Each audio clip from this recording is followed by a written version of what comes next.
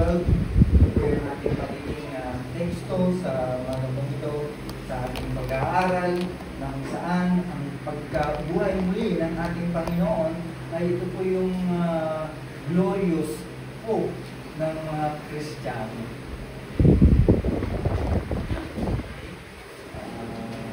Ating tignan, pagkamat po ay nabasa na natin po kanina, ay ating sulyapan sa pamamagitan ng ating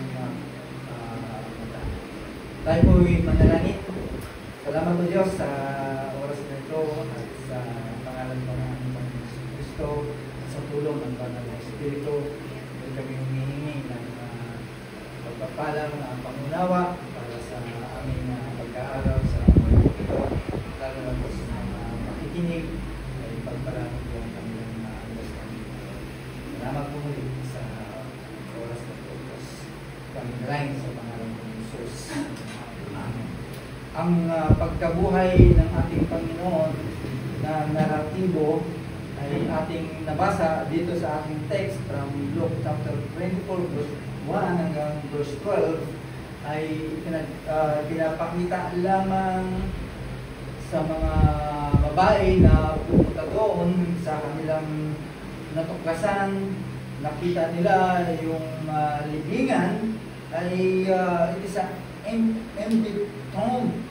Kaya dito na-encounter nila yung mga anghel saan ang nagsisigaw ang pagkabuhay ng ating Panginoon.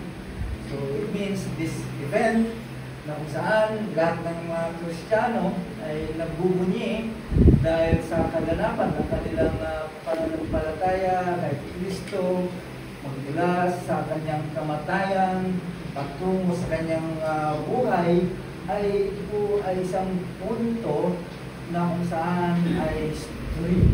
It's a human history na ipinapakita lamang na ang kapangyarihan ng Diyos na tinapos niya at in-overcome niya ang kamatayan at ang kadiliman. Isa pong bagay na kung saan isa sa ito sa mga pinagbubunyi ngayon ng mga Kristiyano.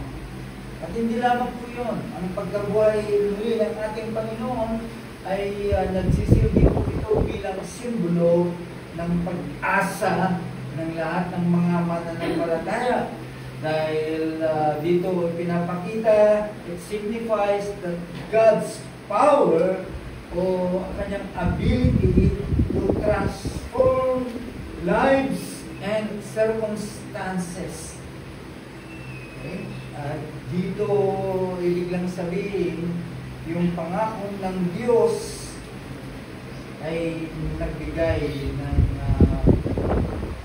pagtitiwala para sa it is a trustworthy to believe. Dapat lamang na ito ay paniwalaan at ang kanyang kapangyarihan ito yung naging patunay sa lahat ng mga Kristiyano na nagbubunyi ngayon ay nagbigay sa kanila pagkamat noong unang panahon wala pa tayo kay Kristo ay wala po tayong pag-asa. Those hopeless situation ay nagbigay ng kagalakan. Imagine, no? Kung lahat ng mga tao ay walang pag-asa, saan sila pupunta?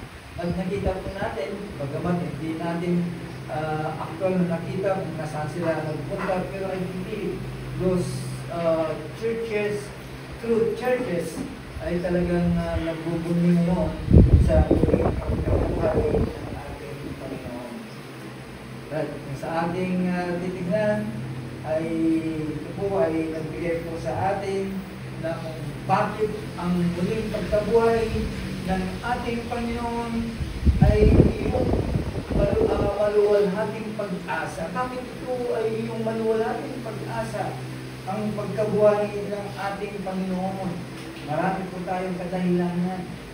Bakit ito yung ating maluwalhating pag-asa, our glorious hope, because of the resurrection of Christ. Ano ang makikita po natin po dito? Because God, His power, ay nagbigay ng buhay sa iyo. Okay? Dati mong buhay na walang kwenta kung itutuloy mo. Pero ngayon, ay yung buhay na ibigay sa iyo ay nagkaroon din ng karapatan o paraan para makalapit po tayo sa Diyos at nakita po natin yung pangako at nagkaroon ng fulfillment sa iyong buhay because it transforms your life. Right? Mula sa kamatayan spiritual ay nagkaroon ng transformation ng iyong spiritual na buhay. Hindi lamang po yun. It transform your present struggle from present struggle to future prospect. Yun yung nangyayari at nagaganap sa buhay ng bawat Kristiyano. Okay? Pangalawa, ang muling pagkabuhay ng ating Panginoon na tinatawag mo na siya yung maluwalhati mong pag-asa because God's power is supreme. Nakita po natin ang kapangyarihan ng Diyos. Okay? Dahil ang Diyos lang ang kayang bumuhay ng mga patay. Ang ating Panginoon lamang ang mayroong kapangyarihan. At na matyagan po natin, obserbahan po natin na ang pagkabuhay ng ating Panginoon it demonstrate God's authority over death. Okay? Nakita po natin yung kapangyarihan ng Diyos sa kamatayan, hindi lamang sa kamatayan, kundi sa kasalanan ng sanlibutan. Okay? At yan ang nagbigay din po sa atin at instill sa atin na mayroon po tayong confidence o ability to live, to live. Nagbigay po sa atin ang kapangyarihan para mabuhay po tayo. So ay ibig sabihin, ang buhay ay posible sa bawat tao na gustong manampalataya kay Kristo. From His resurrection, God offers those believers all the promises. Lahat na ng mga gusto mong malaman ng mga pangako ng Diyos ay matutungayan po lamang sa kanyang salita. At hindi lamang po yun. Ibigyan ka muli ng buhay. Buhay na kaya mong maglingkod sa Diyos. Buhay na kaya mong maglingkod sa iyong kapwa Kristiyano. Buhay na maglingkod dahil hindi mga Kristiyano. Yung abilidad na may bahagi sa kanila ng gospel, hinubungan ng buhay na bago na nagkaloob sa atin. Dahil po yun ay magagawa po natin. Kapagkat binigyan po tayo ng pag-asa alang-alang sa kanyang pagkabuhay. Resurrection, hindi lamang yung nabuhay si Kristo, kundi lahat yun ay sinapo. Kaya mga kapatid, hindi lamang po yung buhay na ibinigay sa iyo, kundi kaya mong i-transform. Ibig kong sabihin na kapag meron kang kinakaharap ngayon, anumang struggle sa buhay, and even yung tingin mo sa buhay na kinabukasan, ay meron kang kakayanan na paniwalaan at gawin ang mga bagay po nito. Kaya ang pangako ng Diyos ay talagang maaasahan po ito. at ito po ay napunan kung saan ay nabuhay muli ang ating Panginoon. Magmula sa Old Testament down to New Testament ay pinapakita lamang yung pinatutunayan lamang yung mga pangako ng Diyos na ito ay reliability. Ibig sabihin, reliable o reliability. Reliable ang mga pangako ng Diyos. Anong ibig sabihin ng reliable? Totoo na lahat ng pinangako ng Diyos ay totoo at iyon ay mangyayari at magaganap sa buhay ng isang Kristiyano. Kaya ito po yung titignan po natin because ang resurrection ay maraming mga pangakong ino-offer po dito. Di lamang yung alam po natin na nabuhay ang ating Panginoong Kristo. So, kung yun lang ang tingin po natin, that is the essence of this resurrection. Ganun na lang ba yun? Nagse-celebrate po tayo dahil nabuhay ang ating Panginoong Kristo. Naging ritual na lang sa bawat Kristiyano. Ang kaganapan, hindi na nakita bakit nabuhay ang Panginoon. Ano ang dapat magiging epekto ng aking buhay Kristiyano. Diba? Sometimes, hindi nga nila pinapaniwalaan yung pagkabuhay ng ating Panginoon. Parang, normal na lang. Diba? Dahil yan kasi ang naging nakagisnan ng mga tao, yung pagkabuhay muli ni Kristo. Kaya, wala nang epekto sa kanila. Pero sa ating mga Kristiyano, hindi lamang po yun, hindi umabot sa mga bagay na ginagawa po natin. No? Kaya nga nagkaroon ka ng pagsusumikap. Diba? Bilang Kristiyano sa mga gawa ng Kristiyano because you know that Christ is resurrected. So, ibig sabihin, nagbigay po sa atin po ito ng isang malaming pag-asa, encouragement, na yung mga ginagawa po natin in connection sa kanyang resurrection ay mahalaga. Yun yung bunga po noon. Diba? Kasi kung hindi nabuhay ang ating Panginoon, baliwala lahat mga ginagawa natin. So, what's the use? Okay? Na bakit tayo nandito? Bakit tayo nagsusumikap na gawin ang pinapagawa ng ating Panginoon? Kung hanggang doon lang ang ating paniniwala nila, wala. Kaya nga tayo nandito, nagpapatuloy po tayo because ito yung kaganapan, nagkaroon ng kaganapan na buhay yung ating inaasahan na tagapagligtas. Kaya ikaw, meron ka din pag-asa na bagamat inaatake ka ng maraming mga pagsubok sa buhay, maraming mga struggle sa buhay, pero kaya natin ito yun because meron kang buhay din na pag-asa na kung saan ay binibigay din ang ating Panginoon sa Kristo. Okay? That's why resurrection offers hope. Ibig sabihin, meron kang pag-asa sa iyong pagdurusan ngayon. Diba? Meron kang pag-asa. When you are facing hardship, meron kang pag-asa. Okay? Na ang ibig sabihin lang, ang pagkabuhay ng ating Panginoon ay nagpapaalala po sa atin na ang Diyos can bring new life and almost out of difficult. Okay? Kung wala kasi ito, wala na. Baliwala yung ating pananampalataya. Kaya nga tayo, pagamat meron mga circumstances sa buhay po natin, may mga difficult circumstances, pero bakit ka nandito? Diba? Tutusin, pag sinalubong ka ng mga ganun, ay mananatili ka lang sa bahay. What's up?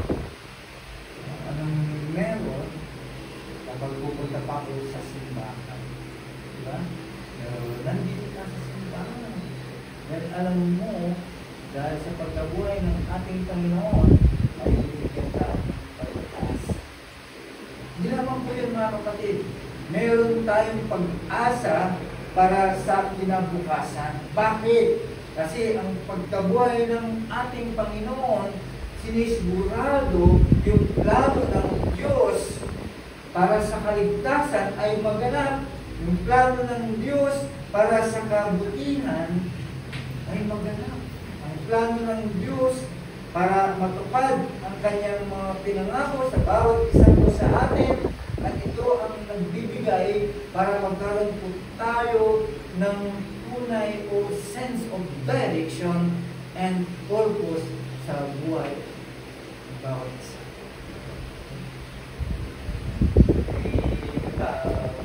Kanilang Diyos ay namatay, hindi na nabuhay. So yun yung walang pag-asa. Until now, they are looking na muling mabuhay ang kanilang ininumbito, pero hindi nabuhay.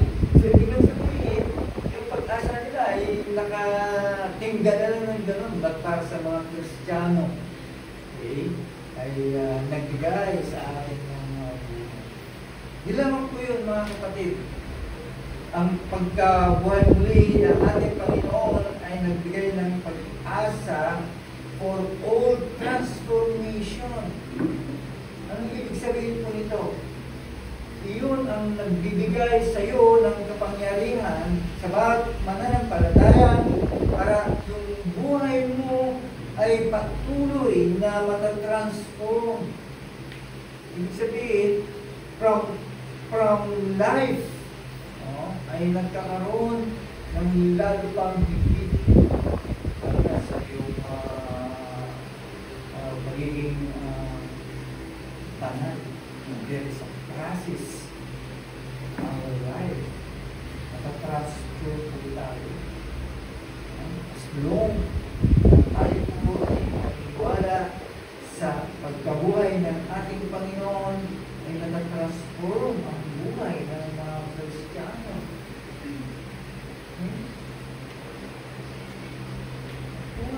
Binigyan din po tayo ng kapangyarihan to overcome any obstacle in our life.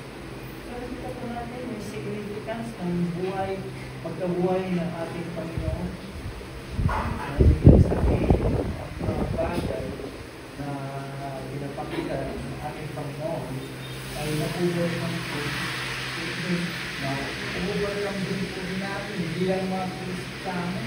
Kaya meron po tayong pag-asa for this na sa atin po yun. Kaya nagsiselebrate po tayo ng Resurrection Day. Yung iba pa nga, talagang eksakto, no? Madaling araw ang kanilang service. This dati ay ginagawa po natin. Kasama po tayo sa kanilang observance ng Resurrection Day. Diba? Pero sa atin, hindi na po tayo makasali doon, pero alam po natin yung magiging significance po na. Kaya bilang Kristiyano, ito yung nagbigay po sa iyo para harapin ang kinabukasan at nagbigay po ng significance. Yung prediction kanina sa ating pinag-aralan, sa ating devotion,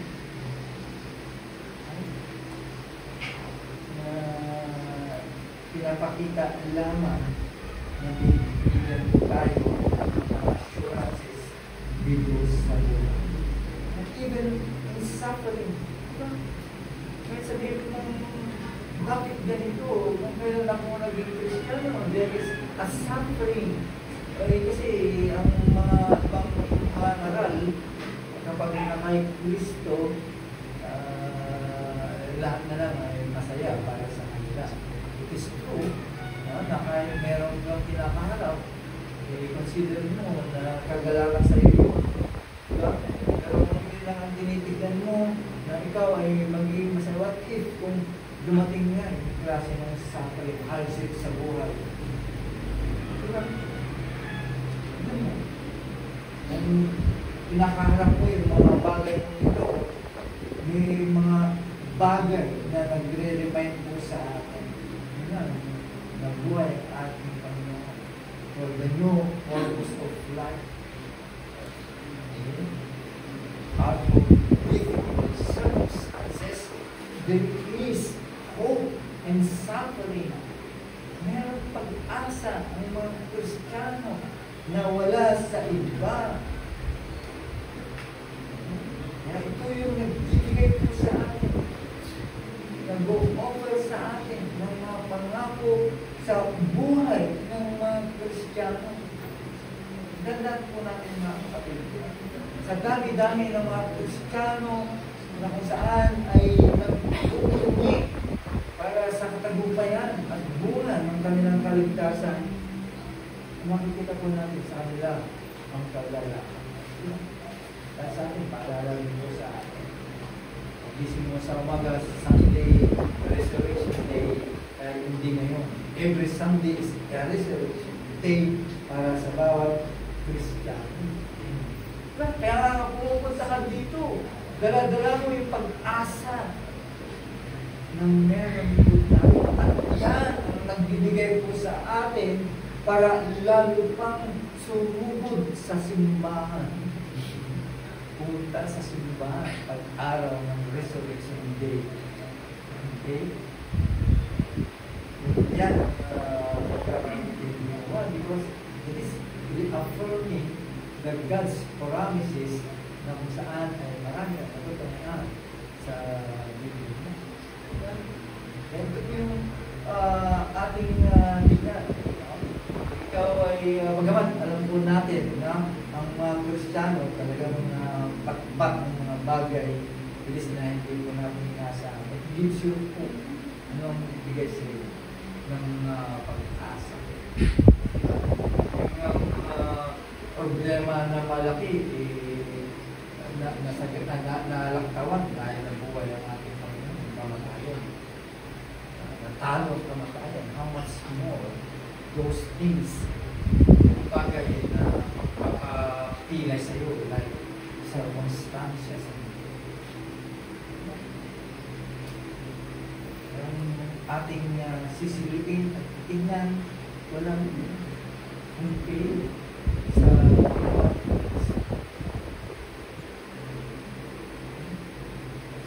buhay ng mga Kristiyano. Kaya ito yung paalala po sa atin, mga kapatid, ang muling pagkabuhay ng aking Panginoon ang siyang aking maluwalhating pag-asa. Ibig sabihin, ito yung nagbigay po sa atin upang malaman po natin at magpapaalala po sa atin that God power can overcome na solusyon po yun. Mas sa mga bagay na kung saan ay mga pagkakilas nila mga Kristiyan. Huwag kang mananatili doon sa kamatayan ng ating Panginoon. No? Kailangan makatawid ka doon. Proven po yun dahil namatay nga dahil sa kasalanan mo. Kailangan may karugtong po yun. Kailangan matutunan ko, malaman ko, kung namatay lang, tapos hindi nabuhay, ibig lang sabihin, tumigil ko ng pag-asa mo. Ganun na lang. Paano kung tulad yan, mga iba, mga reliyon, right? Doon tumigil ang kanilang pag-asa. Kaya until now, they are waiting na mabuhay muli yung kanilang pag-asa pagdating sa kaligtasan.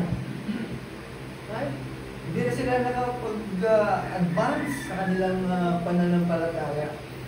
Pero sa atin, talagang dinugtungan ng ating Panginoon. Pinatunayan ang kanyang plano na pagliligtas sa iyo until the future again. Right? Ang muling pagbabalik ng ating Panginoon. It's a big event, no? Na hinintay din ng mga Kristiyano. Kanina sabi ko, bagamat hindi natin namatyagan, na-witness yung pagkamatay, pagkapanganak ni Kristo, pero yan ay pinaniwalaan po natin until Resurrection Day. Pinaniwalaan po natin. So that event na nagbigay po sa atin because Christ resurrected. Ito yung nagbigay sa iyo, sa atin ng pag-asa that we are waiting again for the second coming of Christ. Kung wala po yun, hindi ka na kasama sa pag-iintay dito. Hindi ka na kasama sa Lord's Supper. No? Lalagtawan mo lahat yun. Baka hindi ka na magsimba dahil wala namang pangako, wala namang pag-asa na meron. So, it means, kapag meron kang pag-asa noon, hindi mo lalaktawan ng magsisimba. Kasi reminder po sa atin po yun. No? Ibig sabihin, pagka nandito ka lagi, you are excited. Yung biglang sabihin talagang inihintay mo yung pagkakataon mo yun. Dahil yun po yung kaganapan ng iyong kaligtasan. Diba? Kaya exciting mga kapatid. Pagdating ng Resurrection Day, it's Sunday.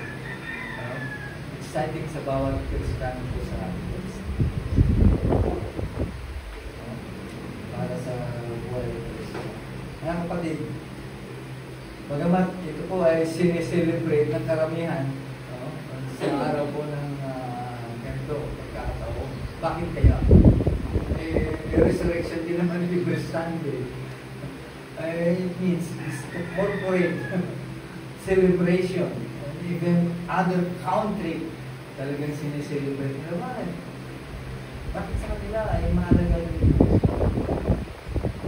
Pero sa ating mga Kristiyano, mahalaga din ba sa atin? Sa kanila ay hindi nila naranasan ang pangako ng resurrection.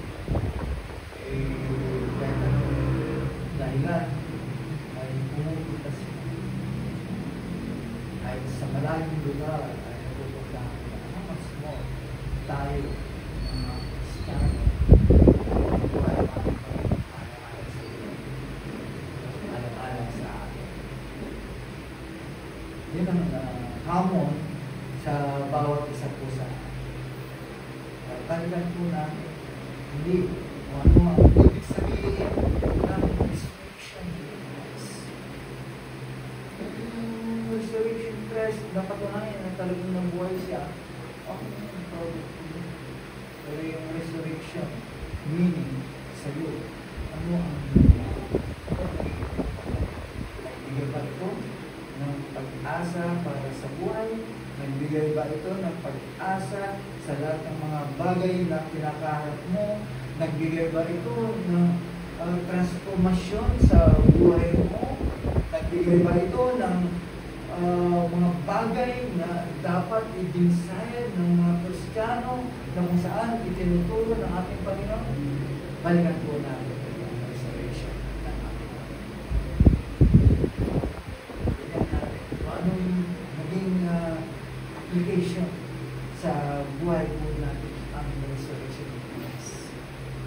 Napakaritual na lang sa lupa.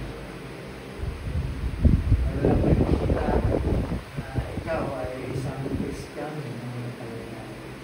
Kaya sana balikan po natin kung ano yung application po ng resurrection sa buhay po natin. Kung ano yung mga pinag-offer ng resurrection sa buhay po natin. Panalangin ko tayo. Maraming salamat po, Diyos, sa aming natunghayan at nalaman ang gagawin po sa inyo. Salamat po sa pagpapaalala po ito sa amin. Hindi lamang po yung pag-ibig magkabuhay para lang patunayan na kayo parang kamatayan ay kayo ay nabuhay. Pero Lord, marami pa lang significance ng Diyos.